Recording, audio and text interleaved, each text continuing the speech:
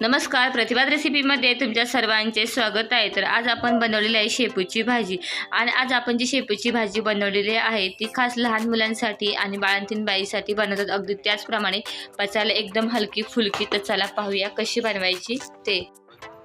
तर पाहू शकता आता ही घेतलेली आहे मी शेपूची भाजी। आता हे आमच्याकडे छोट्या छोट्या गड्ड्या भेटतात म्हणून मी 2 गड्ड्या, तसं पाहायला गेलं तर ही एकच गड्डी आहे। तर आता ही आपल्याला साफ करून घ्यायची आहे। तर ही अशी फक्त पुढचा शेंडा जो आहे ना अशी आता मी घेणार आहे साफ करून आणि बारीक चिरून सुद्धा भाजी घेते। तर पाहू शकता आता मी शेपूची भाजी बारीक चिरून घेतलेली आहे, छान अशी बारीक चिरून घ्यायची। तर चला आता ही अगोदर आपल्याला धुवून घ्यायची आहे, 2 ते 3 पाण्याने स्वच्छ मी भाजी धुवून घेते। मग आपण भाजी कशी करायची ते पाहूयात। कढई गरम करायला ठेवलेली आहे, कढई गरम होती तर पाहू शकता 1 मूठभर मी मुगाची डाळ अर्धा तास पाण्यात भिजत ठेवली होती, व्यवस्थित भिजलेली आहे आणि भाजीसुद्धा मी स्वच्छ धुवून घेतलेली आहे। कढई गरम झाली की त्याच्यामध्ये आपण टाकूया 4 चमचे तेल गरम झाले की आता आपल्याला द्यायची आहे फोडणी। अगदी साध्या सोप्या पद्धतीने ही भाजी बनवली जाते। 1 चमचा आपण टाकलेले आहे जिरे आणि 7 ते 8 लसूण पाकळ्या सोलून छान अशा ठेचून घ्यायचे। ठेचून घेतल्या लसूण की त्याची छान फोडणी बसते। हे परतून घेऊया। लसूण आणि जिरेची मस्त फोडणी अशी करून घ्यायची, चुरचुरीत अशी। लसूणचा छान असा वास सुटला पाहिजे। आता थोडंसं हिंग टाकूया। आता ही एकदम साध्या सोप्या पद्धतीने भाजी बनवली जाते, त्यामुळे ही बाळातीन बाईसाठी खास बनवली जाते। आणि बाळ जर समजा 9 महिन्याचं झालं तर तुम्ही ही भाजी देऊ शकता, काही त्रास होत नाही, काय नाही।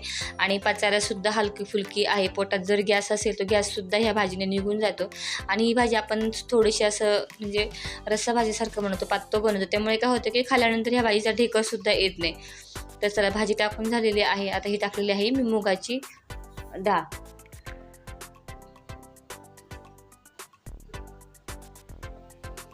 आणि चवीनुसार मीठ। तर आता याच्यामध्ये आता आपल्याला अशी शिजवून घ्यायची आहे। वाटण आपण नंतर टाकणार आहे।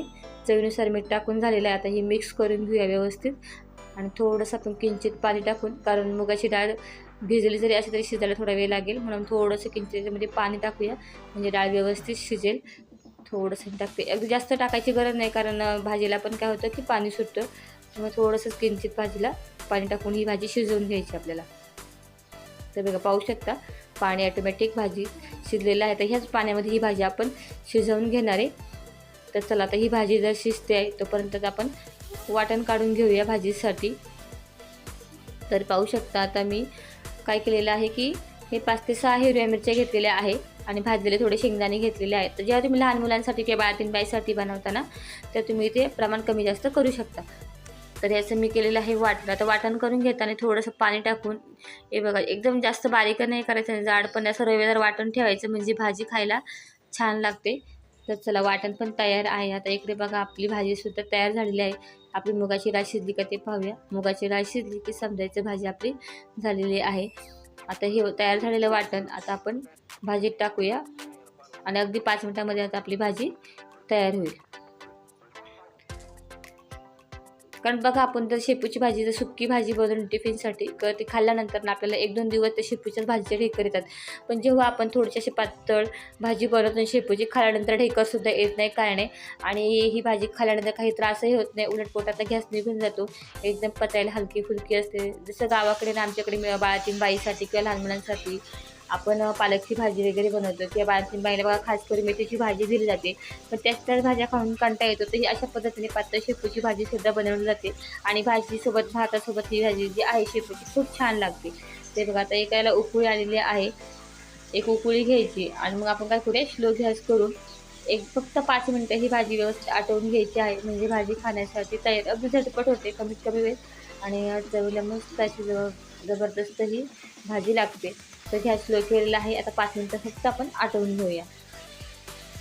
तर बघा आता आपली भाजी जी आहे ना तयार झालेली आहे, मस्त दिसते आणि खरंच इतकी सुंदर लागते ना, छान लागते। कारण त्याच भाज्या खाऊन जर कंटाळा आला असेल, मसालेदार भाज्या म्हणा किंवा वाटणाच्या भाज्या, तर ही भाजी नक्की ट्राय करा।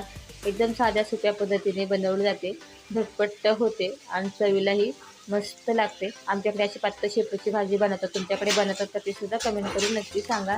तर बघा मस्त अशी शेपूची भाजी आपली तयार झालेली आहे। खास लहान मुलांसाठी किंवा बाळातीन बाईसाठी तुम्ही ही शेपूची भाजी बनवू शकता। तर तुम्हाला ही रेसिपी कशी वाटली कमेंट करून नक्की सांगा आणि अशाच नवीन रेसिपी पाहण्यासाठी तुम्ही अजून आपल्या चॅनलला सबस्क्राईब केलं नसेल तर पटकन जाऊन सबस्क्राईब करा, व्हिडिओला लाईक आणि शेअर नक्की करा। तर चला, मस्त असं शेपूची भाजी, भात आणि चपाती आपली तयार आहे. आता खाण्याचा सुद्धा आनंद घेऊया. तोपर्यंत बाय बाय आणि धन्यवाद.